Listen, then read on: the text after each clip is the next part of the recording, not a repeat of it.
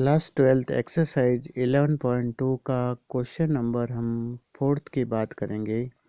Find the equation of the line which passes through the point 1 2 3 and is parallel to the vector 3i plus 2j minus का 2k है। चलो हम यहाँ पर एक 3D का फॉर्मूला बना देते हैं। समझ लो ये x एक्सिस है, ये y एक्सिस है, ये z एक्सिस है, ये ओरिजिन है। अब कह रहे एक पॉइंट है, उसके कोऑर्डिनेट हमें दे रहा है 1 2 3, तो इसको हम x1 y1 z1 कह देते हैं। और इस पॉइंट से एक लाइन पास हो रही है, हमें इसी लाइन की इक्वेशन निकालना है।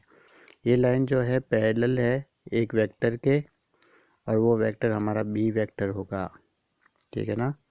3i प्लस 2j माइनस का 2k कैप। अब हम इस लाइन की इक्वेशन निकालनी है, तो सबसे पहले हम इसकी वेक्टर इक्वेशन निकालेंगे, यानी लाइन की जो है वेक्टर इक्वेशन।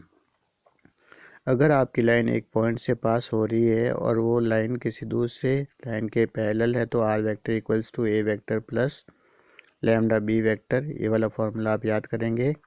ए वेक्टर क्या है? पासिंग पॉइंट का पोजीशन वेक्टर निकालेंगे, यानी आपको कोऑर्डिनेट दिए हुए हैं ना, तो पासिंग पॉइंट के तो ए1 वेक्टर निकल जाएगा।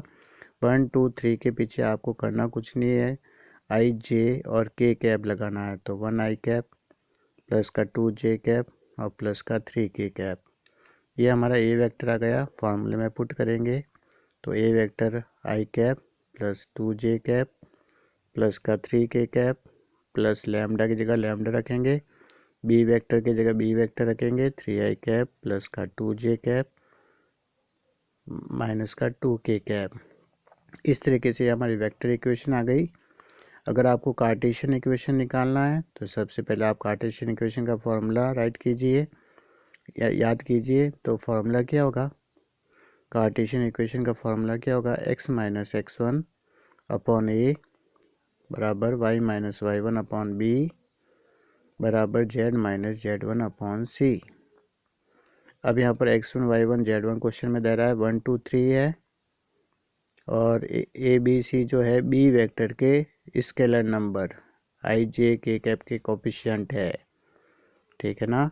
तो इसको पुट कीजिए, तो x minus 1 upon 3 y minus y1 upon 2, यहाँ पर b 2 है, और z minus z1 upon minus का 2, यानी a b c b vector के स्केलर नंबर को कहते हैं।